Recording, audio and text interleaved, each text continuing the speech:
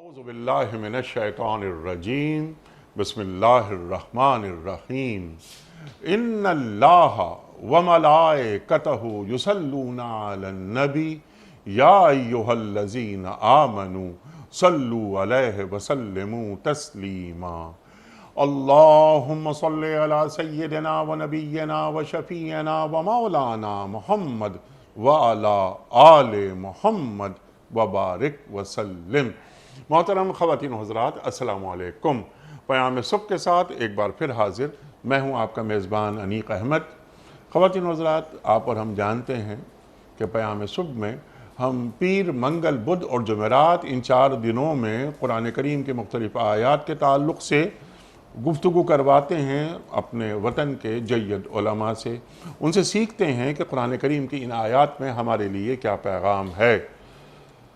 ایک ایک آیت پر ہمارے معزز مہمان ہمیں تعلیم کرتے ہیں، قرآن کریم کی روشنی اور قرآن کریم کا علم ہم تک منتقل کرتے ہیں۔ جمعہ اور ہفتہ 2 دن ہم نے رکھے ہوئے ہیں سوال و جواب کے لیے، آپ کے سوالات اور مفتی صاحب کے جوابات۔ کیوں یہ 2 دن رکھے ہوئے ہیں؟ اس لیے کہ ہمارے ذہنوں میں کبھی کبھی کچھ سوالات اٹھتے ہیں دین کے تعلق سے، ہمیں شافی جوابات نہیں ملتے تو ہم کبھی کبھی مایوسی کا شکار ہو جاتے ہیں۔ ضرورت اس بات کی ہے کہ کسی اہل نظر اور اہل فکر کی خدمت میں حاضری دی جائے اور ان کی خدمت میں اپنے سوالات رکھے جائیں، ان سے حاصل کیا جائے شافی جواب قرآن و سنت کی روشنی میں۔ خواتین و حضرات، کچھ ویڈیو کوسچنز ہم پورے پاکستان کے مختلف شہروں میں کھڑے ہو کر تیار کرتے ہیں، ریکارڈ کرتے ہیں، ان سوالات کو بھی ہم رکھتے ہیں مفتی صاحب کی خدمت میں تاکہ معلوم ہو ہمیں کہ ہمارے مملکت میں رہنے بسنے والے افراد کے ذہنوں میں کیسے اور کون سے سوالات موجود رہتے ہیں۔ خواتین و حضرات، آج کے ہمارے معزز مہمان محترم مفتی ارشاد احمد اعجاز صاحب۔ مفتی ارشاد احمد اعجاز صاحب ہمارے ملک کا ایک جانا مانا نام، فارغ التحصیل، دارالعلوم کراچی۔ ایک دنیا کو آپ نے قریب سے دیکھا، مختلف کانفرنسز وغیرہ میں آپ کا جانا ہوتا ہے اور آج کے جدید مسائل ان پر گہری نگاہ رکھتے ہیں، حل پیش کرتے ہیں قرآن و سیرت کی روشنی میں۔ مفتی ارشاد احمد اعجاز صاحب کو خوش آمدید کہتے ہوئے پروگرام کا آغاز اللہ تعالیٰ کے بابرکت نام سے سورہ آل عمران اور آیت نمبر 164 164۔ اعوذ باللہ من الشیطان الرجیم بسم اللہ الرحمن الرحیم۔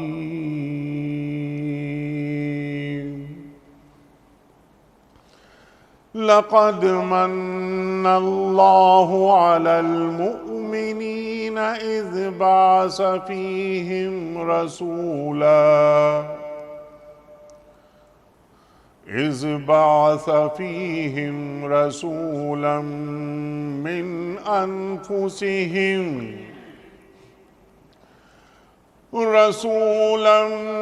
من أنفسهم يتلو عليهم وآياته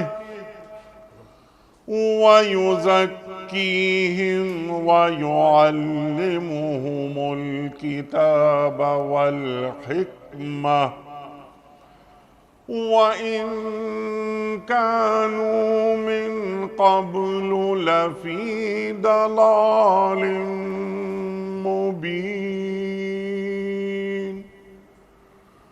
وإن كانوا من قبل لفي ضلال مبين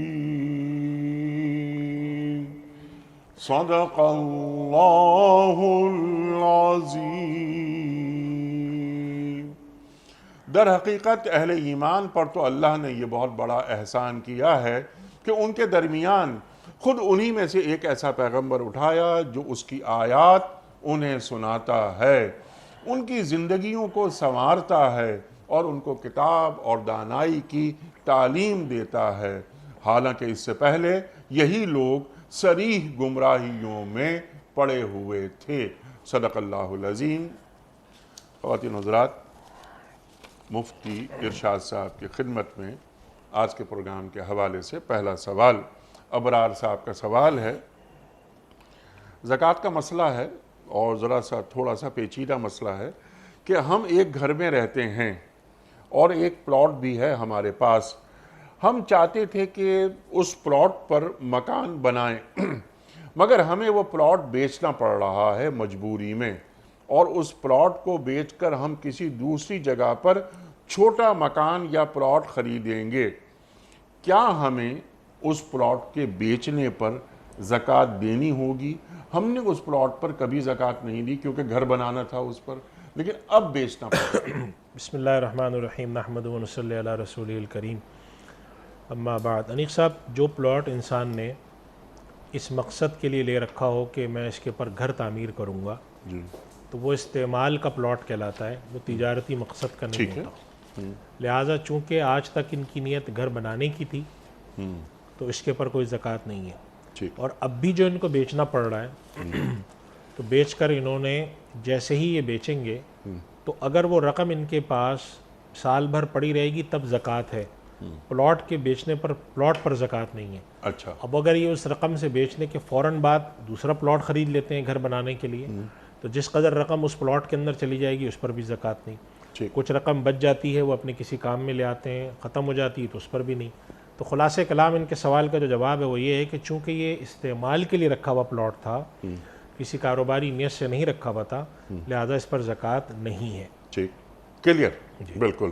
تو ان کے ذہن میں ایک پریشانی یہ ہے کہ اب تو ہمیں بیچنا پڑ رہا ہے تو کہیں پچھلے سالوں کی زکوٰۃ تو ہمیں دینی نہیں پڑے گی. نہیں، اس سے کچھ نہیں، کیونکہ ان کے ذہن میں یہ تھا کہ اس پر ہم گھر بنائیں گے. جی بالکل، جب تک یہ نیت ہے، حتیٰ کہ اگر نیت بعد میں بدل بھی جائے تو جب تک کہ وہ بیچیں گے نہیں اس وقت تک یہ استعمال کا ہی سمجھا جائے گا. یعنی مثال کے طور پہ ایک مثال دیتا ہوں، گھر میں آپ نے گھڑی رکھی ہوئی اپنی اور یہی خیال ہے کہ اس کو میں استعمال میں رکھوں گا. کچھ دنوں بعد کسی نے آپ کو مشورہ دیا کہ گھڑی کی قیمت اچھی ہو گئی ہے، اینٹیک آئٹم میں آپ بیچ دیں. آپ نے کہا اچھا میں بیچ دیتا ہوں. تو جب تک کہ آپ اس کو بیچیں گے نہیں، صرف سوچ لینے سے کہ میں اس کو بیچوں گا، وہ مال تجارت نہیں بنے گا. بہت اچھی بات. جب تک کہ آپ بیچ نہیں دیتے اس وقت تک. جب بیچ دیں گے آپ تو اس دن کے بعد سے پھر جو پیسے آتے ہیں اس کے پر پھر وہ سال شروع ہونے کے احکام لگیں گے. ٹھیک ہے. اور اگر وہ پیسے آتے ہیں اور اگر ہم زکوٰۃ دیتے ہوئے آ رہے ہیں تو یہ پیسے ہماری اس اماؤنٹ میں جمع ہو جائیں گے. وہ ہو جائیں گے اگر ہماری زکوٰۃ کی تاریخ آ گئی. فرض کریں کہ ایک آدمی نے پہلی شعبان کو کوئی چیز بیچی اور پہلی رمضان کو زکوٰۃ نکالنے کا معمول ہے تو یہ رقم جا کے اس میں شامل ہو جائے گی. پورا سال گزرنے کی ضرورت نہیں. اور اگر اس سے پہلے ہی انہوں نے کسی اور کام میں لگا دی تو اس کے بغیر مثلا انہوں نے پلاٹ ایک بیچا اپنا اور 15 دن بعد دوسرا خرید لیا، وہ بھی استعمال کے لیے خریدا، جس قدر پیسہ استعمال کی چیز پہ لگے گا اس پر زکوٰۃ نہیں ہے. استعمال کی چیز پر زکوٰۃ نہیں ہے، لیکن زیور ہے، زیور کی بات الگ ہے، سونا چاندی کی بات الگ ہے، لیکن باقی جتنی چیزیں ہیں. جی ہاں، بالکل بالکل ٹھیک ہے. نوشابہ صاحبہ کا سوال ہے کہ کیا عورت کے لیے سسر محرم ہے؟ جی بالکل محرم ہے. یعنی سسر عورت کے لیے اور ساس داماد کے لیے ان کی جو حرمت ہے یہ کہلاتی ابدی حرمت. اور ابدی حرمت کا مطلب یہ ہے کہ جیسے ہی لڑکی کا نکاح ہوتا ہے، یعنی ابھی رخصتی نہ بھی ہوئی ہو، لڑکی کا نکاح ہوا تو جو لڑکی ہے وہ لڑکے کے باپ کے لیے بہو بن گئی اور لڑکا لڑکی کی ماں کے لیے داماد بن گیا. تو اب چاہے یہ رشتہ ختم بھی ہو جائے یا مثلا طلاق ہو جائے یا مثال کے طور پہ مر جائیں، اس کے باوجود وہ حرمت باقی رہتی ہے قیامت تک کے لیے. وہ حرمت ہے، وہ کبھی ختم نہیں ہوگی. چنانچہ اگر یہ خاتون جو ہے سسر ان کے محرم ہے اور اگر یہ خاتون کا رشتہ خدا نخواستہ ختم بھی ہو جاتا ہے تو بھی سسر ان کے لیے محرم ہی رہیں گے. لبنہ قیوم صاحبہ کا سوال ہے، طلاق یا خلا کے بعد بچوں کا حق شوہر پر ہوتا ہے یا بیوی پر؟ یعنی بچے کس کے پاس رہیں گے؟ دیکھیں اس کے بارے میں بڑا واضح ہے قانون. اگر یہ پڑھ لیں، پاکستان کا جو قانون بنا ہوا ہے وہ شرعی احکام کے تحت بنا ہے. اس کے اندر یہ دیکھا جاتا ہے کہ ایک خاص مدت سے پہلے وہ ماں کے پاس رہیں گے اور اس مدت پہ آنے کے بعد وہ باپ کے پاس جائیں گے. البتہ اس کے اندر دو باتیں ہیں. ایک تو یہ کہ جس مدت میں وہ ماں کے پاس رہیں گے، بچی کے لیے جیسے 9 سال کی عمر ہے، بچے کے لیے 7 سال کی ہے، جس مدت میں وہ ماں کے پاس رہیں گے اس مدت میں باپ ان سے مل سکتا ہے، جو بھی طریقہ کار طے ہو، ہفتے وار ملنے کا، 15 دن میں ملنے کا. اور جس مدت میں وہ باپ کے پاس جائیں گے اس مدت میں ماں بھی اولاد سے مل سکتی ہے. یہ نہیں ہے کہ جس مدت میں وہ باپ کے پاس ہے ماں نہیں مل سکتی، جس مدت میں ماں کے پاس ہے باپ نہیں مل سکتا. ٹھیک. ایک تو یہ بات یاد رکھنا ہے. دوسری بات یہ یاد رکھنی چاہیے کہ اگر کسی وجہ سے عدالت تک بات جاتی ہے اور عدالت یہ سمجھتی ہے کہ باپ کے پاس یا ماں کے پاس رہنا جو ہے بچوں کے لیے مفید نہیں ہے، مثلا جیسے باپ کے پاس رہنے کا حق اصولاً ہونا چاہیے، لیکن عدالت یہ دیکھتی ہے کہ باپ کا معاملہ ایسا رہا ہے پچھلے سالوں میں کہ باپ کی کسٹڈی میں بچوں کو دینا نقصان دہ ہے، تو پھر عدالت یہ فیصلہ کر سکتی ہے کہ یہ ماں کے پاس رہیں گے، باپ کے پاس نہیں رہیں گے. اسی طریقے سے ہمارے ہاں جو قانون ہے اس کے مطابق اگر لڑکی کی شادی ہو جاتی ہے، طلاق اور خلا ہو گئی، بچوں کی ماں کی شادی ہو گئی اور اب وہ کہیں اور، اب ظاہر ہے کہ جب اس کا دوسرا شوہر ہے تو اس صورت میں پھر اصولی طور پر بچوں کی جو کسٹڈی ہے اس کا حق جو ہے وہ ماں کے بجائے باپ کے پاس چلا جاتا ہے، چونکہ ظاہر سی بات ہے کہ اس نے شادی کر لی ہے. تو اس کے اندر ایک تو یہ اصول و ضابطے ہیں جو قوانین میں بھی لکھے ہیں. دوسرا یہ کہ آپس میں باہمی رضامندی سے اگر کسی چیز کو طے کر لیتے ہیں تو پھر وہ بھی ٹھیک ہے. یعنی کہ بسا اوقات بعض خاندانوں میں یہ طے ہوتا ہے کہ لڑکی بچے اولاد ماں کے پاس رہے گی، البتہ ہفتے میں 2 دن باپ کے پاس رہے گی، تو یہ بھی طریقہ ٹھیک ہے. تو شرعاً اس میں اگر کسی طریقے پہ آپس میں صلح کر لیتے ہیں تو وہ طریقہ بھی ٹھیک ہے. بالکل ٹھیک، کلیئر ہو گئی بات. یہ ایک سوال ہے اور یہ بڑا عجیب سوال ہے طلاق کے حوالے سے. میں امریکہ میں رہتا ہوں، میری فیملی کراچی میں ہے. میں نے کسی وجہ سے اپنی بیوی کو طلاق لکھ کر دی اور یہ خط اپنے والدین کے نام پوسٹ کر دیا. پھر مجھے اپنی غلطی کا احساس ہوا اور اپنے والدین سے خط کو ضائع کرنے کا میں نے کہہ دیا. سوال میرا یہ ہے مفتی صاحب کہ کیا طلاق ہو گئی؟ میں نے 2 بار لکھا تھا اس خط میں کہ میں نے تمہیں طلاق دے دی. بیوی کے علم میں نہیں ہے، قطعاً یہ بات نہیں ہے کہ ایسا کوئی واقعہ ہوا اور ان صاحب کے والد اور والدہ نے اس خط کو پھاڑ دیا. انیق صاحب، اگر کسی شخص نے طلاق ایسے دی کہ بیوی کے علم میں نہیں ہے لیکن دوسرے لوگوں کے علم میں ہے تو طلاق واقع ہو جاتی ہے. یعنی مثلا انہوں نے خط میں طلاق لکھ کر اپنے والدین کو بھیجا تو ان کے والدین اس بات پہ گواہ ہیں کہ اس آدمی نے اپنی بیوی کو، یعنی ان کی بہو کو طلاق دی ہے. اب ان خاتون کو اگر علم نہیں ہوتا اس سے فرق نہیں پڑتا، لہٰذا یہ 2 طلاقیں واقع ہو گئیں ان خاتون کو. اچھا. لیکن چونکہ انہوں نے خط کو پھڑوا دیا ہے، ماں باپ سے کہہ دیا کہ ضائع کر دیں خط کو، پھاڑ دیں، جس کا مطلب یہ ہے کہ اپنی اہلیہ سے رجوع کر چکے ہیں. اور چونکہ 2 طلاق کے بعد رجوع کا حق ہوتا ہے لہذا رجوع تو کر لیا اور ان کی شادی برقرار ہے. لیکن اب ان کو اس چیز کا خیال رکھنا چاہیے کہ آئندہ ان کے پاس صرف 1 طلاق کا حق رہ گیا ہے، ٹھیک ہے، کیونکہ 2 تو دے چکے ہیں. اگر یہ خدا نخواستہ 3 دے چکے ہوتے تو پھر تو بات بہت ہی زیادہ بگڑ جاتی ہے. لیکن چونکہ انہوں نے خود کہا ہے 2 طلاقیں نہیں ہیں، البتہ بیوی کے علم میں نہیں ہے، لیکن دے کر یہ اپنے ماں باپ کو بھیج چکے تھے، ان کے علم میں ہے تو طلاق واقع ہو چکی ہے. بیوی کے علم میں نہ بھی ہو طلاق واقع ہو جاتی ہے. ٹھیک ہے. تو اب یہ کیا کریں؟ کچھ نہیں کریں، اب اس بات کو مطلب اس بات کو تذکرہ کہیں نہ کریں اور جیسی زندگی گزر رہی ہے ایسے گزارتے رہیں. لیکن یہ بات اپنے ذہن نشین رکھیں کہ چونکہ یہ 2 طلاقیں دے چکے ہیں اب ان کے پاس صرف 1 طلاق کا حق باقی رہ گیا. اچھا، یہ بات ذہن نشین رکھیں. اچھا. اب اگر خدا نہ خواستہ انہوں نے ایک اور طلاق دے دی تو پھر 3 طلاقوں والا مسئلہ آ جائے گا، اس کے بعد پھر وہ ان کی بیوی کے طور پہ نہیں رہ سکیں گے ان کے پاس. اچھا، ٹھیک ہے. اب اس وقت رہ سکتے ہیں، ابھی رہ کوئی مسئلہ نہیں ہے. یہ ایک سوال چھوٹا سا کہ کیا ایک عورت نماز پڑھتے ہوئے اپنی کلائیاں کھلی رکھ سکتی ہے؟ دیکھیں، یہاں تک کلائی کی جو یہ ہڈی یہاں تک ناپنے کا حکم ہے. اب کلائی سے مراد اگر یہ ہے کہ مثال کے طور پہ ہمارے یہاں بعض خواتین جو آستین پہنتی ہیں وہ 3/4 کہلاتی ہے آستین، یعنی کہ پوری کلائیوں کو ڈھکتی نہیں ہے وہ، لیکن کونیوں سے نیچے ہوتی ہے. اگر وہ فرض کریں یہاں تک کی ہے تو یہ حصہ اگر کھلا ہوا ہے، اتنا حصہ، تو یہ غلط ہے، اس کو ڈھکنا چاہیے. تو کلائیوں تک ڈھکنا چاہیے. اگر کسی خاتون کی آستین ایسی ہے جو کلائیوں سے اوپر ہے جسے ہم 3/4 کہتے ہیں، تو پھر ان کو چاہیے کہ وہ ایسی چادر لیں کہ اس کے اندر ہاتھ نظر نہ آئے. یہاں تک ڈھکنا ضروری ہے. صرف ہاتھ اگر نظر آتے ہیں تو ٹھیک ہے، لیکن اگر کلائی سے مراد ان کی یہ حصہ ہے تو یہ حصہ سطر میں داخل ہے، کلائی تک سطر میں داخل ہے بشمول کلائی کے. ٹھیک ہے. اور اگر ہاف سلیو ہوں تو نماز نہیں ہوتی؟ نماز پھر نماز نہیں، ظاہر سطر کھلا ہوا ہے نا. ہاں. اب اگر وہ چادر کے اندر کر لیں تو ٹھیک ہے، نماز ہو جاتی ہے. اچھا، چادر اگر اس طرح اوڑھ لیں کہ وہ اگر ہاف سلیو بھی ہوں تو وہ چھپ جائیں، ڈھک جائیں. بالکل ایسے ہی کرنا چاہیے. ایسے ہی کرنا چاہیے. کلیئر ہو گئی بات. یہ محمد ندیم صاحب، سوال ان کا یہ ہے کہ بعض احادیث مبارکہ سے معلوم ہوتا ہے کہ بعض افراد کی معمولی عمل پر بخشش فرما دی گئی۔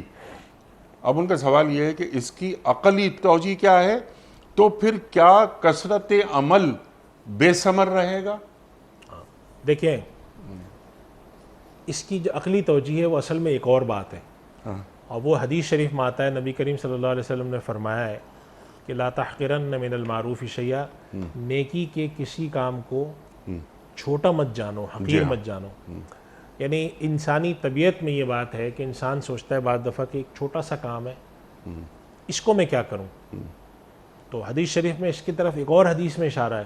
آپ صلی اللہ علیہ وسلم فرماتے ہیں کہ جہنم کی آنکھ سے بچو چاہے کھجور کا ٹکڑا دے کر۔ اس سے اس طرف اشارہ ہے۔ اور ایک اور حدیث میں آتا ہے کہ جیسے آپ نے صلی اللہ علیہ وسلم نے فرمایا کہ رستے سے تکلیف دہ چیز کا ہٹا دینا صدقہ ہے۔ جی، جب ہم ان حدیث کو جوڑتے ہیں تو اس سے معلوم یہ ہوتا ہے کہ اصل میں اس میں ترغیب اس بات کی طرف ہے کہ انسان صرف بڑے اعمال اور زیادہ اعمال کی طرف متوجہ نہ ہو۔ دو باتوں کی طرف ترغیب ہے، ایک تو یہ کہ بڑے اعمال اور زیادہ اعمال کو تم ٹارگٹ نہ کرو، صرف بعض دفعہ چھوٹے کام بھی عمل بھی کام آئیں گے، ٹھیک ہے۔ اور دوسرا اس چیز کی طرف اشارہ ہے کہ اللہ تعالیٰ کے ہاں جو عمل کا وزن کیا جائے گا۔ قرآن کریم میں، حدیث میں اگر آپ اٹھاتے ہیں تو قرآن کریم میں بھی کیا فمن ثقلت موازینہ، جس کا وزن بھاری ہو۔ تو اسی وجہ سے علماء نے لکھا ہے کہ قیامت کے دن اللہ تعالیٰ نے گننے کے پر نہیں فرمایا، بھاری ہونے پر فرمایا۔ ہو سکتا ہے کسی آدمی کے پاس 3 عمل ہوں اور وہ بھاری ہوں، تو اس بھاری ہونے سے مراد ہے کیفیت کا وزن کیا جائے گا، اخلاص کا وزن کیا جائے گا۔ ایک شخص سے اس نے چھوٹا عمل کیا لیکن اس درجے اخلاص سے کیا سبحان اللہ کو پسند آیا، اور ایک شخص نے اس نے بہت بڑا عمل کیا لیکن بیچ میں کوئی گڑبڑ شامل ہو گئی، کوئی دکھاوا شامل ہو گیا۔ تو اس کی عقلی توجیہ دو ہی باتوں کی طرف ہماری توجہ ہونی چاہیے۔ اور ایک اور بات بھی جو ہمارے علماء نے لکھی ہے وہ بھی میں عرض کر دیتا ہوں۔ ایک تو یہ ہے کہ آپ چھوٹے کسی عمل کو چھوٹا نہ جانیں، چاہے وہ ایک چھوٹا سا کام کیوں نہ ہو، ایک پیسہ کیوں نہ ہو، سمجھے نیکی ہے، اللہ کے یہاں قبول ہوگی۔ تو اگر انسان بڑے عمل کے پیچھے لگا رہے، چھوٹے اعمال چھوڑ دے تو کہیں نہیں جائے گا۔ اور دوسرا یہ کہ اعمال کا وزن کیا جائے گا۔ اور تیسرا یہ کہ قبولیت ہونا نہ ہونا یہ پردہ غیب کے پیچھے اللہ نے چھپایا ہے اور اس نے اپنے ہاتھ میں رکھا ہے۔ اسی وجہ سے حضرت ابراہیم علیہ السلام جیسی شخصیت، اتنی بڑی شخصیت جن کے بارے میں اللہ تعالیٰ فرماتے ہیں کہ اللہ نے ابراہیم علیہ السلام کو خلیل بنایا، جب انہوں نے کعبہ کی تعمیر کی تو دعا کیا کہ ربنا تقبل منا، پروردگار تو اس محنت کو ہم سے قبول فرما لے۔ تو اتنے بڑے نبی اور اتنا بڑا کام کر کے کہ اللہ سبحانہ و تعالیٰ کا گھر جو کہ مدتوں گزرنے کے بعد وہ تقریباً کھو چکا تھا، لوگوں کو پتہ نہیں تھا کہ کہاں ہے، اس کو وہ باقاعدہ دریافت کرتے ہیں، پھر اس کی تعمیر کرتے ہیں، اور ان کی تعمیر کے من جانب اللہ ہونے کی نشانی مقام ابراہیم کا پتھر تھا جو اوپر نیچے ہو رہا ہے۔ اس بات کی نشانی ہے کہ اللہ تعالیٰ یہ کام کرا رہا ہے۔ اس کے باوجود جب وہ یہ کام کرتے ہیں تو پہلے دعا کرتے ہیں ربنا تقبل منا انک انت السمیع العلیم، پروردگار تو یہ قبول فرما۔ تو یہ قبولیت جو ہے یہ اللہ نے اپنے پاس رکھی ہے۔ وہ کسی چھوٹے عمل کو قبول کر لے اور کسی بڑے عمل کو رد کر دے، یہ اس کی مرضی ہے۔ تو اس وجہ سے ان 3 باتوں کو ذہن میں رکھتے ہوئے اس بات کی ترغیب دی جاتی ہے کہ بڑا چھوٹا سا عمل آپ سمجھتے تھے کہ میں نے کتے کو پانی پلانا کون سا ایسا بڑا کام ہے، بظاہر تو ایک کتا پیاسا نظر آیا، آپ نے کہا چلو پانی پلا دو، اس عمل پہ آپ کی بخشش ہوگی۔ اور ایک بڑا کام آدمی لے کر گیا اللہ کے پاس کہ میں حج کرایا، میں نے یہ کیا، تو اللہ تعالیٰ نے کہا اس کے پیچھے تو تمہاری یہ رجت شامل تھی۔ تو اس میں اس طرف اشارہ بھی ہے کہ پروردگار ہے، اللہ ہے، وہ اللہ آپ کے کس عمل کو قبول کرے آپ کو نہیں معلوم، پردہ غیب کے پیچھے یہ بات چھپی ہے۔ تو اب حکم کیا ہے؟ حکم یہ ہے کہ نیک کام کرتے رہو، اچھائی کے کام کرتے رہو، چھوٹا کام بھی ہے وہ بھی کرو، چھوٹی سی نیکی کا کام ہے۔ بعض دفعہ انسان ایک بڑے منصب پہ آ جاتا ہے، وہ سمجھتا ہے کہ یہ کیا چھوٹے موٹے کام میں کروں، کسی اور سے کرا دوں، میں نہیں۔ تو بندگی کا بھی اظہار ہے، اصل میں چھوٹے عمل کرنے میں نا ایک عبدیت کا اظہار بہت ہوتا ہے۔ ایک بڑا آدمی ہے، ایک چھوٹا سا عمل کرتا ہے تو اس میں بندگی کا اظہار ہے کہ پروردگار ہم تو تیرے محتاج ہیں، کیا بڑا عمل کریں ہم۔ یعنی ایک آدمی بہت بڑا آدمی، اس نے سوچا کہ میں حج و عمرہ ہی کروں گا، لیکن دوسرا آدمی وہ سوچتا ہے کہ میں آج مسجد میں جھاڑو لگا دیتا ہوں، مسجد کے وضو خانے کی صفائی کر دیتا ہوں، ایک غریب آدمی ہے اس کی مدد کر دیتا ہوں، جانوروں کو چارہ ڈال دیتا ہوں۔ اب بظاہر کتنے چھوٹے چھوٹے کام ہیں جو انسان کو کرتے ہوئے بھی تھوڑا تعامل ہوتا ہے، لیکن ان کاموں پر اللہ نے نظر رکھ دیا۔ تو اس وجہ سے ایک تو یہ بات نہیں پوشیدہ رکھ دی گئی کہ بھائی کیفیت تمہاری کیا اللہ کو پتہ ہے، تو صرف بڑے اعمال کے انسان پیچھے نہ لگے اور اخلاص کے ساتھ کریں اور دوسرا یہ ہے کہ چھوٹے عمل کو حقیر، چنانچہ حدیث شریف میں باقاعدہ فرمایا گیا لا تحقرن من المعروف شیئا، کسی بھی نیکی کے کام کو کمتر یا چھوٹا مت جانو. اور حدیث میں آپ اپنے بھائی سے جب ملو تو بشاشت کے ساتھ ملو، خوشگوار طریقے سے، یہ بھی صدقہ ہے. اب کتنا چھوٹا سا کام ہے، کوئی ملا آپ نے سلام کر کے کہ ہاں بھائی خیریت سے آپ ٹھیک ہے، اور ایک آپ نے ایک چہرے کو ایسے بنا کے ملے، تو اس تب میں صدقہ ہے. رستے سے کانٹے کو ہٹا دینے میں صدقہ ہے، مومن کو کانٹا چبھ جائے تو اس میں ثواب ہے. ان سب چیزوں کو جب ہم جوڑتے ہیں تو ہمیں اللہ کا ایک نظام معلوم ہوتا ہے.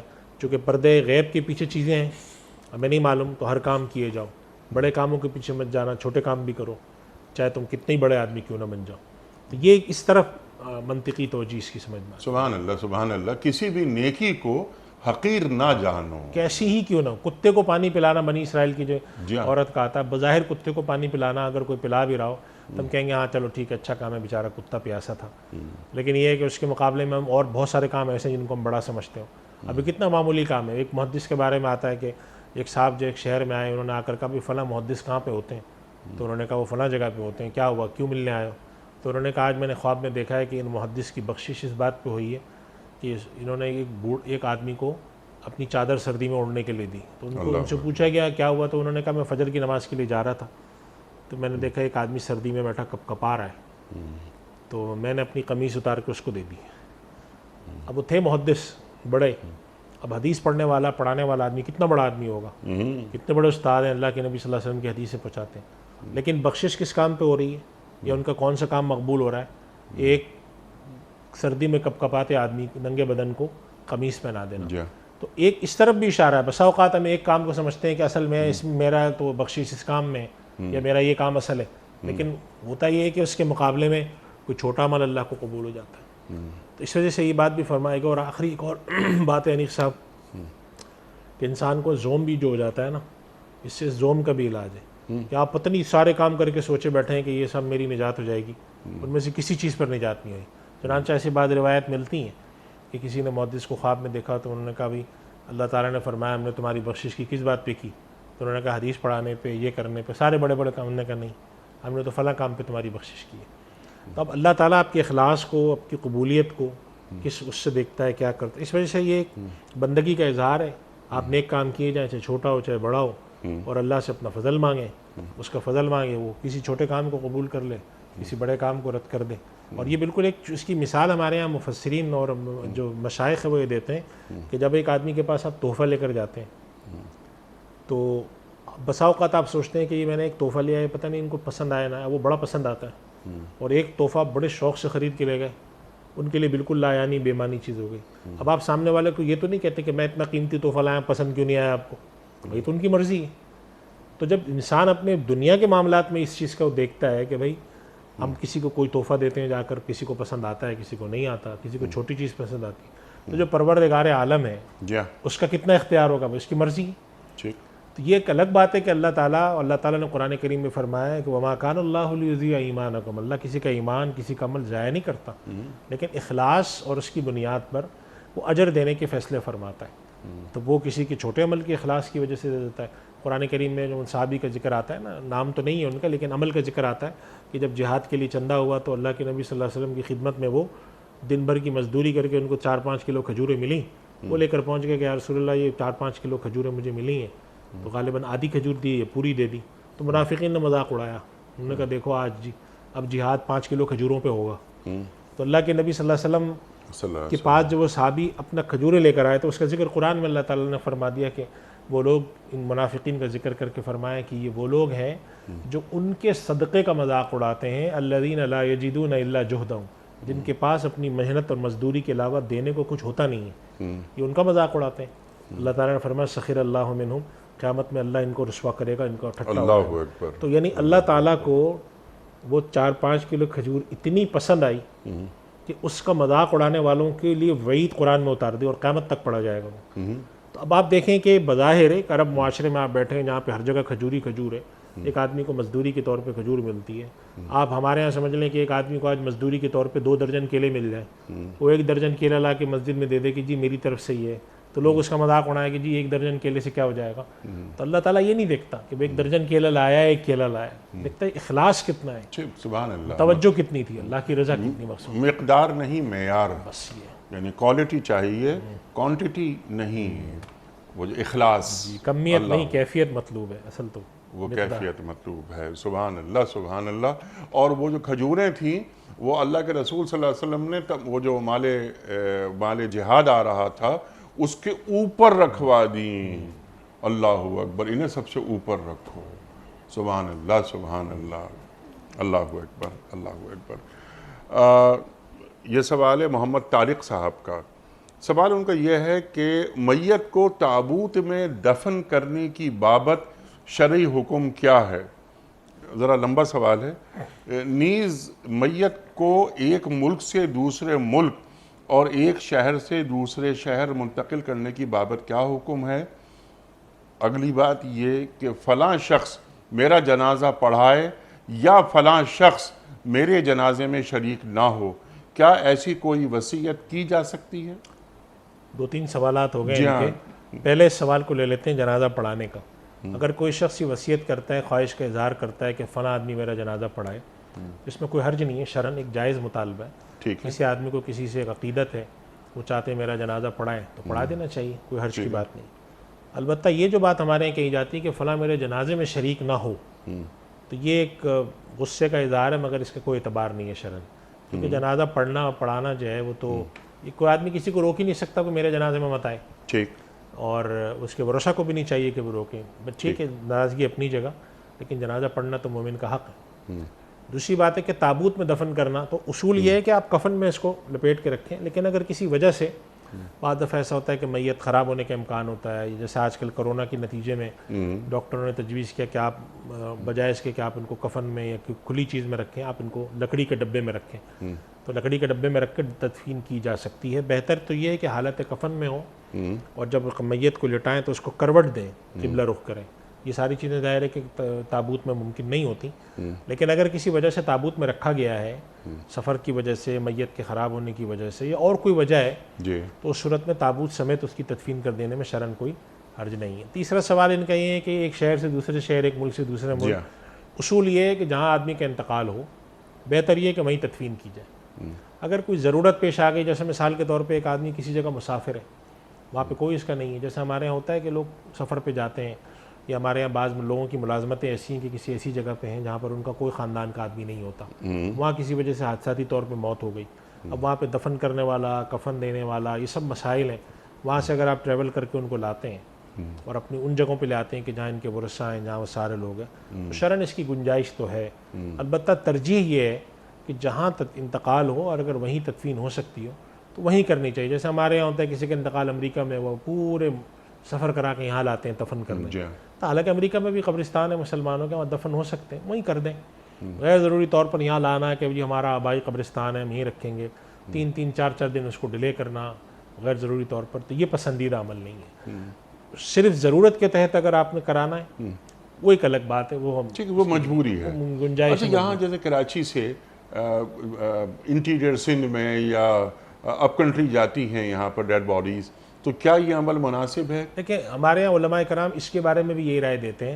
ایک تو یہ ہے کہ جیسے مثلا کراچی سے آپ سکھر جا رہے ہیں تو آپ تو 4-5-6 گھنٹے میں پہنچ جائیں گے, تو یہ تو کوئی بہت زیادہ تاخیر نہیں ہے. لیکن جیسے کہ کراچی میں کسی کا انتقال ہوا, انہوں نے کہا جی مجھے بائی ایئر جو ہے وہ مثال کے طور پہ پشاور لے جانا ہے, اور آج کی فلائٹ نہیں مل رہی, تو سرد خانے میں رکھ کے ہم بعد میں لے جائیں گے. تو علماء کرام بالاتفاق یہ رائے دیتے ہیں کہ بھائی یہ سب نہ کریں, جس شخص کا جہاں انتقال ہوا وہیں کہیں تدفین کر دیں آسانی سے.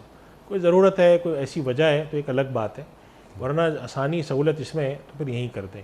یہی حکم یہاں پر بھی ہے کہ اگر ایک شخص کراچی میں رہتے ہیں اور بآسانی تدفین ہو سکتی کر لیں. لیکن اگر ایک شخص جو مثال کے طور پہ انٹیریئر سندھ کے کوئی صاحب ہیں, وہ کراچی میں ان کا انتقال ہوا, اب ظاہر ہے ان کا وہاں پہ آبائی قبرستان ہے, وہاں پہ خاندان کے سارے لوگ ہیں, اور ایک دن کے اندر وہاں تدفین کے لیے پہنچ بھی سکتے ہیں, تو پھر اس کی اجازت ہے وہ لے جائیں. اس لیے کہ ظاہر ہے فرض کریں کوئی صاحب سکھر میں رہنے والے تھے, وہ کراچی میں انتقال ہوا, اب وہ لوگ چاہتے ہیں کہ ہم اپنے آبائی قبرستان میں جہاں ہمارے آبا و اجداد کی قبریں تدفین کریں, اور پورا اتنی تاخیر بھی نہیں ہوگی, زیادہ یہ ہوگا کہ اگر ہم ظہر میں نکلے تو عصر میں پہنچ جائیں گے, تو پھر اس کی گنجائش ہے. لیکن غیر ضروری طور پہ 1-1 دن 2-2 دن کرنا اور سفر کر کے لانا, اس کے بارے میں علماء کرام اتفاق سے یہ رائے دیتے ہیں کہ کوئی بہت پسندیدہ عمل نہیں، اس کا رواج نہیں ڈالنا چاہیے.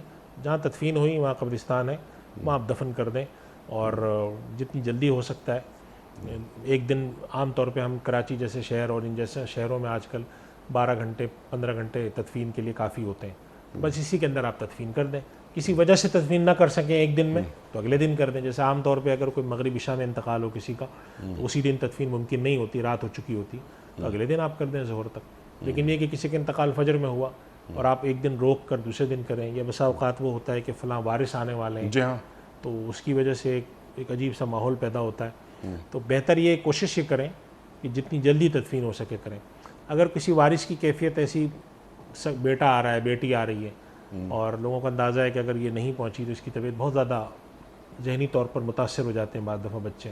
ایک ہی بیٹی ہے، اکلوتی بیٹی ہے، وہ ماں باپ سے بہت زیادہ اٹیچ ہے، اب وہ کہیں اور ہے، اچھا، والد کا انتقال ہے، تو پھر غیر ضروری تاخیر نہ کریں. جیسے فرض کریں کہ انہوں نے کہا کہ میں آپ ظہر میں تدفین نہ کریں، عصر میں کر لیں، یا یہ کہ میں صبح پہنچ جاتی ہوں، تو پھر اس کی ہمارے یہاں حضرات یہ گنجائش دے دیتے ہیں کہ چلیں ٹھیک ہے کر لیں. لیکن ہمارے یہاں جو بہت زیادہ تاخیر کر دیتے ہیں، بسا اوقات ایک 2 دن میت سرد خانے میں رہتی ہے، وہ چیز ٹھیک نہیں ہے، اس کی رواج نہیں ہونا چاہیے. جی بالکل. تدفین بہت جلد ہونی چاہیے.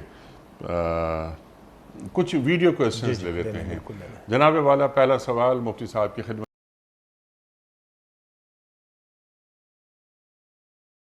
السلام علیکم مفتی صاحب، میرا سوال یہ ہے کہ صلاۃ توبہ کیا ہے، کب پڑھنی چاہیے اور اس کا طریقہ کار کیا ہے؟ تو توبہ سے مراد کوئی خاص قسم کی نماز نہیں ہے، بلکہ اس سے مراد یہ ہے کہ انسان اگر دو چیزیں ہوتی ہیں. ایک تو اگر کسی شخص سے کوئی گناہ سرزد ہوا ہے تو اللہ سے توبہ کرے. توبہ کرتے ہوئے ہمارے یہاں بعض لوگوں نے 2 باتیں کہی ہیں. ایک تو یہ کہ وہ اللہ کے راہ میں کوئی صدقہ بھی کرے، تاکہ ذرا ایک ہوتا ہے کہ یا اللہ مجھ سے گناہ ہوا ہے، تو صدقے سے حدیث میں آتا ہے کہ صدقہ کرنے سے اللہ کا غضب کم ہوتا ہے. اللہ کے راہ میں صدقہ کر دیا، کسی مستحق کی مدد کر دی، مجھ سے یہ گناہ سرزد ہوا ہے، میں مستحق کو کھانا کھلا دوں، 200 روپے اللہ کے راہ میں صدقہ کر دوں، 500 کر دوں. اور دوسرا یہ کہ کوئی عبادت کرے، بس 2 رکعت نفل پڑھے اور اس کے بعد اللہ سے توبہ کرے کہ پروردگار مجھ سے گناہ ہوا ہے. تو ایک تو یہ کہ کسی گناہ کے بعد پڑھ لیں آپ، اور ایک یہ کہ معمول بنا لیں کہ کبھی ہفتے میں 1 آدھ دفعہ آپ نے 2 رکعت سے نماز پڑھی اس نیت سے کہ میں اپنے اللہ سے توبہ کروں گا اور اللہ سے کہ یا اللہ مجھ سے جو گناہ سرزد ہوئے ہیں اس دوران تو اس کو معاف فرما. بس یہ اس کو ہم صلاۃ التوبہ کہتے ہیں کہ بہت خاص طریقہ یا کوئی بہت خاص طریقہ کار اس کا کوئی نہیں ہے. بس اس نیت سے پڑھنا کہ میں سے جو گناہ سرزد ہوئے ہیں تو میں 2 رکعت نفل پڑھ کے اللہ سے توبہ کروں گا، اللہ سے گناہ کی معافی مانگوں گا. اس کو ہم صلاۃ التوبہ کہتے ہیں. ٹھیک ہے. تو بس اس طرح سے کر لیں تو یہ کافی ہوتا ہے. لیکن کیا توبہ کرنے کے لیے یا توبہ مانگنے کے لیے صلاۃ التوبہ پڑھنا ضروری ہے؟ نہیں، ضروری نہیں ہے. میں نے ایسا عرض کیا کہ توبہ تو آپ استغفار اپنے زبان سے بولتے ہیں، اپنی زبان میں بولتے ہیں، اردو میں بول دیتے ہیں، وہ بھی توبہ ہے. لیکن یہ ہوتا ہے کہ جب ایک انسان سے گناہ سرزد ہو تو وہ کیا کرے؟ اللہ سے توبہ کرے، زبان سے بولے، اور اگر وہ کچھ کرنا چاہتا ہے کچھ صدقہ کر دے، کوئی نیک عمل کر دے. لیکن یہ شرط نہیں ہے توبہ کے لیے. توبہ تو انسان زبان سے کوئی بھی لفظ نکالے، استغفار پڑھ لے 2-3 دفعہ، 100 دفعہ پڑھ لے، 70 دفعہ پڑھ لے، وہ سب توبہ کے عمل ہے. اللہ تعالیٰ نے توبہ آسان رکھی ہے اس معاملے میں. اچھا، آپ نے کیونکہ استغفار کا بھی یہاں پر آپ نے بار بار ذکر فرمایا ہے، تو توبہ اور استغفار میں کوئی فرق اللہ نے رکھا ہے؟ دیکھیں، ایک تو یہ کہ توبہ اور استغفار کا ایک خاص مفہوم ہے، اور ایک یہ کہ ہم عرف اور عام اور رواج میں جو ہم بولتے ہیں، تو استغفار کا تو مطلب ہے جو ہوا اس پر اللہ سے معافی مانگنا کہ پروردگار یہ گناہ مجھ سے سرزد ہوا. اور توبہ کا مطلب ہے کہ رجوع کرنا کہ آئندہ میں یہ کام نہیں کروں گا. تو اللہ کی طرف جب انسان رجوع کرتا ہے اور یہ دل میں نیت کر لیتا ہے کہ میں اب اللہ کی طرف لوٹ کے آ رہا ہوں، تو وہ تائب ہوتا ہے، لوٹا ہوا ہوتا ہے. اور استغفار یہ ہوتا ہے کہ پروردگار یہ مجھ سے گناہ سرزد ہوا تو اس کو معاف فرما. تو توبہ اور استغفار کا مطلب ہے کہ پچھلے جو گناہ ہوئے ہیں اس کی معافی بھی مانگے اور اس بات کا ارادہ بھی کرے کہ اب میں اس گناہ کو ترک کر کے اللہ کی طرف لوٹا. ٹھیک ہے. لیکن اس میں ایک باریک سا ایک جو فرق جو ہم نے آپ حضرات سے سیکھا کہ توبہ میں کسی ایسے عمل کے تعلق سے کر رہا ہوں، اللہ سے توبہ مانگ رہا ہوں کہ جس کا ارتکاب کر کے میں گناہ کی طرف مائل ہو گیا اور مجھ سے یعنی گناہ سے گزر گیا. لیکن استغفار کے لیے کسی بھی جرم، کسی بھی گناہ سے گزرنا ضروری نہیں. استغفار تو شکر گزاری کے آداب میں سے بھی ایک ادب جی ہے. وہ ایک الگ بات ہے. نیک صاحب جیسے میں ایک اور دفعہ بھی عرض کیا تھا میں نے کہ ایک استغفار کا مفہوم گناہ سے طلب بھی ہے، اور ایک استغفار جو ہے وہ بندگی کا اظہار ہے. ٹھیک. جو استغفار بندگی کا اظہار ہے، جیسے اللہ کے نبی صلی اللہ علیہ وسلم استغفار کرتے تھے، جیسے اللہ تعالیٰ نے فرمایا فَسَبِّحْ بِحَمْدِ رَبِّكَ وَاسْتَغْفِرْ، کہ اپنے رب کی آپ پاکیزگی بھی بیان کیجئے اور استغفار بھی کیجئے. تو ایک استغفار کا مفہوم ہوتا ہے کہ انسان سے گناہ سرزد ہو یا نہ ہو، انسان استغفار اللہ سے کرے، اس کی بندگی کا اظہار ہے، وہ اللہ سے تعلق کی علامت ہے. اور ایک استغفار کا مطلب ہے، جیسے قرآن کریم میں آتا ہے کہ جیسے ہی کوئی شخص وہ گناہ سے سرزد ہوتا ہے ان سے، تو فَاسْتَغْفَرُوا لِذُنُوبِهِمْ، کہ جو اگر ان سے کوئی بے حیائی کا کام سرزد ہے، وَالَّذِينَ إِذَا فَعَلُوا فَاحِشَةً أَوْ ظَلَمُوا أَنفُسَهُمْ، بے حیائی کا کام سرزد ہوتا ہے، گناہ سرزد ہو جائے، تو وہ ذکر اللہ فاستغفروا لذنوبہم، وہ اللہ سے فوراً یاد کر کے استغفار کرتے ہیں. تو توبہ کا مطلب یہ ہوتا ہے کہ ایک عمل انسان نے کیا اور وہ ہو بھی چکا ہے، اور لیکن اس کو یہ ہے کہ میں مثلا ایک آدمی رشوت لیتا ہے، بہت ساری رشوت لے چکا ہے، وہ آج وہ توبہ، یہ اللہ شاہد کرتا ہے کہ پروردگار آئندہ میں رشوت نہیں لوں گا، یہ ہے توبہ. اور استغفار اگر گناہ سے استغفار کر رہا ہے تو یہ کہ پروردگار آج تک جو میں نے یہ رشوت لی، تو اس سے میں دعا کرتا ہوں، دسترخواست کرتا ہوں کہ تو میرے اس گناہ کو معاف فرما. یہ ہے استغفار الذنوب. سبحان اللہ. اور ایک استغفار ہے بطور عبادت، وہ اللہ کے نبی صلی اللہ علیہ وسلم بھی کرتے تھے، اس میں بندگی کا اظہار ہے، اور اس میں انسان بندہ ہونے کے ناطے دن بھر میں بہت سارے ایسے کام بھی کر لیتا ہے جو اس کے شائع نشان نہیں ہے. کہیں پر شکر کرنا تھا نہیں کیا، کہیں پر کوئی اچھا عمل کرنا چاہیے تھا نہیں کیا، کہیں پر کوئی عمل کیا اس میں کمی رہ گئی. چنانچہ اسی وجہ سے آپ دیکھیں کہ مسنون طریقہ ہے کہ جیسے ہی انسان نماز پڑھ کے سلام پھیرے، اللہ اکبر استغفر اللہ، استغفار پڑھے. تو لوگوں نے ایک سوال یہاں پر لوگوں نے کیا تھا، اٹھتا تھا کہ سلام پھیرنے کے بعد استغفار کس چیز کا؟ الحمدللہ کہنا چاہیے ہم نے عبادت کی. تو اس کا جواب یہ تھا کہ سلام پھیر کر استغفار کے اندر اصل تعلیم یہ ہے کہ جو خدا کے شایع نشان عبادت کرنی چاہیے بغیر کسی کمی کوتاہی کے، وہ تو ہم سے ہوئی نہیں ہے. تو اللہ سے ہم یہ استغفار کرتے ہیں پروردگار عبادت میں کوئی کمی رہ گئی ہے، عبادت میں ہم سے حق ادا نہیں ہوا ہے، تو اس کو تو معاف فرما. استغفار کا مفہوم بہت بڑا ہے، لیکن جب ہم توبہ اور استغفار بولتے ہیں تو وہاں مراد یہ ہوتی ہے کہ گناہ کو ہم صرف چھوڑ نہیں رہے، گناہ کو ہم صرف معافی نہیں مانگ رہے، بلکہ یہ بھی عہد کر رہے ہیں کہ ہم چھوڑ رہے ہیں. اگر ہم اس گناہ میں ایسی معافی مانگیں، چونکہ اگر آپ نے گناہ کی معافی اس نیت سے مانگی کہ گناہ میں نہیں چھوڑ رہا، آج تک کا گناہ معاف ہو جائے، تو وہ استغفار بھی تام نہیں ہوتا آپ کا. کیونکہ جیسے مثلا آپ نے کہا جی رشوت لی، یا اللہ رمضان کا مہینہ آ گیا، آخری عشرہ ہے، تو آج تک جو رشوت لی وہ تو معاف کر دے، آئندہ بھی میں کوئی گارنٹی نہیں دیتا، میں تو لوں گا، تو پھر وہ آپ کی اس کا استغفار بھی تام نہیں ہے، توبہ تو ہے ہی نہیں آپ کی. تو اس توبہ کا مفہوم ہے کہ آپ اس گناہ کو ترک کر دیں، اس کے بارے میں اللہ سے ارادہ کر دیں پروردگار میں تیری طرف لوٹ آیا اور اب میں گناہ نہیں کروں گا، اور پچھلا جو گناہ سرزد ہوا ہے اس میں معافی مانگیں. یہ مفہوم ہے توبہ اور استغفار بولنے کے. اس لیے صلاۃ توبہ سے مراد یہ کہ ہم اس میں اللہ سے کہہ رہے ہوتے ہیں پروردگار ہم سے اگر کوئی گناہ سرزد ہوتا تھا، آج میں تجھ سے وعدہ کرتا ہوں اور تیری طرف لوٹ کے آتا ہوں. پھر بھی اگر گناہ سرزد ہو جائے، لیکن جس وقت یہ انسان توبہ کر رہا ہے اس وقت دل میں عزم ہو آئندہ یہ کام میں نہیں کروں گا. یہ ہے دراصل اللہ کی طرف رجوع ہونا، اللہ کے حکم کی طرف لوٹ آنا، اور اس بات کے آگے سر تسلیم خم کرنا کہ پروردگار جس کام سے تو نے روکا ہے اب ہم اس کام سے رکیں گے، اب ہم یہ کام نہیں کریں گے، ہم یہ طے کر کے اٹھ رہے ہیں یہاں سے، تیرے پاس سے وعدہ کر کے اٹھ رہے ہیں. بندہ بشر ہونے کے ناطے دوبارہ سرزد ہو جائے وہ ایک الگ گفتگو. ٹھیک ہے. لیکن اگر آپ نے استغفار کرتے وقت، جیسے بسا اوقات آپ دیکھیں، ہم سوال آتا ہے، میرے پاس بھی ایک صاحب نے سوال کیا کہ 27ویں شب آ گئی ہے، رمضان کا آخری عشرہ ہے، تو ہم یہ چاہتے ہیں کہ ہم گناہوں کی معافی مانگیں اللہ سے. تو میں نے اس میں پھر یہ بات عرض کی کہ دیکھیں معافی کے تام ہونے کی شکل صورت یہ ہے کہ آپ یہ بھی عہد کریں کہ یہ گناہ آئندہ نہیں ہوگا. تو انہوں نے کہا اس کی تو کوئی گارنٹی نہیں ہے، اس لیے کہ ابھی تو بہت کام. تم نے کہا نہیں، اللہ تعالیٰ کے ساتھ یہ نا کھیل مذاق نہیں چلتا، یہ تو کھلواڑ ہے، اور ایک طریقے سے دیکھیں تو یہ تو نفاق کی بات ہے. یہ نہ کریں آپ، اللہ سے مدد مانگ کے نیت کریں کہ یہ گناہ نہیں کروں گا، لیکن دل میں یہ نیت ہے کہ ابھی تو کرنا ہے، رمضان ذرا گزر جانے تو پھر شروع کروں گا میں کارروائی. تو پھر یہ نہ آپ کا استغفار مکمل ہے اور توبہ تو ہے ہی نہیں. بالکل ٹھیک ہے.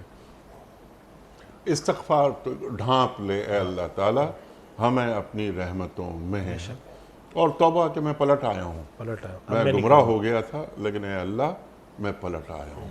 بالکل ایسے. لا تقنطوا من رحمت اللہ. سبحان اللہ سبحان اللہ. اگلا سوال مفتی صاحب کی خدمت.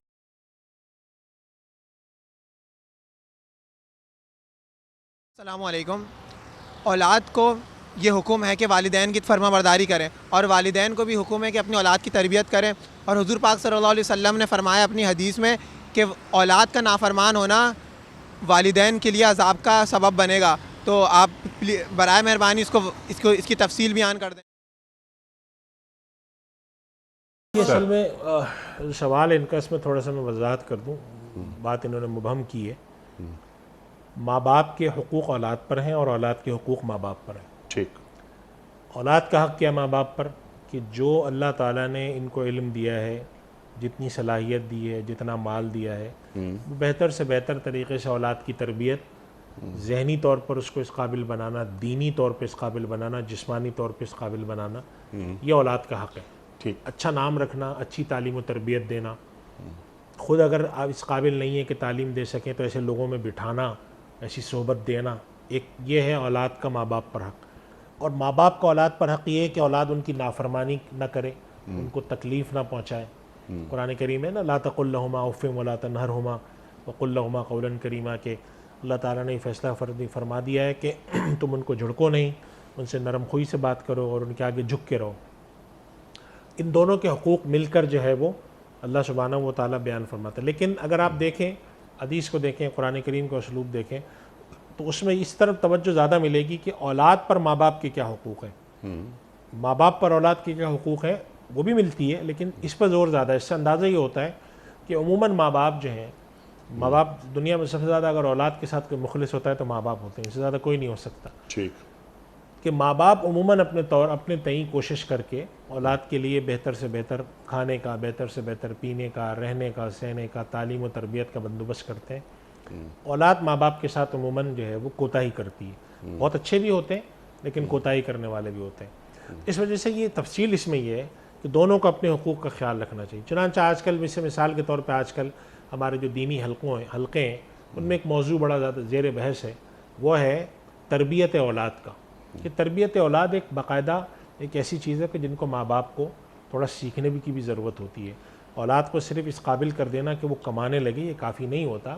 اس کی تعلیم، اس کے اخلاق اس کو سکھانا، اس کے اندر دین پیدا کرنا، اس کے اندر اپنے سماج کا شعور پیدا کرنا، خدمت خلق کا جذبہ پیدا کرنا، یہ تربیت اولاد ہے. اور یہ ماں باپ کے اوپر ذمہ داری ہے. ماں باپ پر یہ ذمہ داری ہے کہ اولاد کے ساتھ کچھ وقت لگائیں، ان کی تربیت کا خیال رکھیں، ان سے چیزیں پوچھیں. صرف یہ نہیں ہے کہ ہم نے تو بچے کو اسکول میں داخل کرا دیا، ہم تو بچے کو وہاں بھیج دیتے ہیں. اولاد کے اوپر یہ حقوق عائد ہوتے ہیں کہ ماں باپ کی اطاعت کریں، ماں باپ کی فرما برداری کریں. جتنے بڑے ہوتے جائیں اور ماں باپ ضعیفی کی طرف جائیں اتنا ماں باپ کا خیال رکھیں. تو یہ اللہ سبحانہ و تعالیٰ نے، اور یہ معاملہ اللہ نے ہر چیز میں رکھا، ہر رشتے میں رکھا ہے. ماں باپ کا اولاد کے ساتھ جو تعلق ہے، میاں بیوی کا جو آپس میں تعلق ہے، بہن بھائیوں کا، حتیٰ کہ پڑوس کے ساتھ بھی کچھ حقوق ہیں، کچھ فرائض ہیں. یہ مل جل کر جو تفصیل بیان کی گئی ہے دین میں، اس کا تصور یہی ہے کہ اگر آپ کسی کے ساتھ تعلق میں ہیں، آپ اس سے فائدہ اٹھاتے ہیں، تو جیسے آپ کے کچھ حقوق ہیں ویسے آپ کے کچھ فرائض بھی ہیں. ماں باپ کے حقوق بھی ہیں، ماں باپ کے فرائض بھی ہیں. یہ ترتیب ہے اس کی. نہیں، سبحان اللہ. سوال ان کا یہ ہے کہ اگر اولاد نافرمان ہو جاتی ہے تو کیا یہ والدین کو ان کی زندگی میں ہی کوئی اللہ سزا دے رہا ہے؟ دیکھیں، ہمارے یہاں اس پر علماء نے گفتگو کی ہے، اور بعض حضرات نے اس پہ لکھا ہے. علامہ ابن تیمیہ رحمۃ اللہ علیہ کا بھی ایک قول میں نے پڑھا تھا. وہ فرماتے ہیں کہ بعض درجات انسان کو ملتے ہی اس وقت ہیں کہ جب اولاد کی طرف سے اس کو تکلیف پہنچے. تو اللہ تعالیٰ نے جو قرآن کریم میں فرمایا ہے اس میں انسانوں کی آزمائش کے حوالے سے، تو اللہ تعالیٰ انسانوں کی آزمائش کرتا ہے. کبھی دولت کے رخ پہ کرتا ہے، کسی کو معاشی طور پہ تنگ دستی دے دیتا ہے.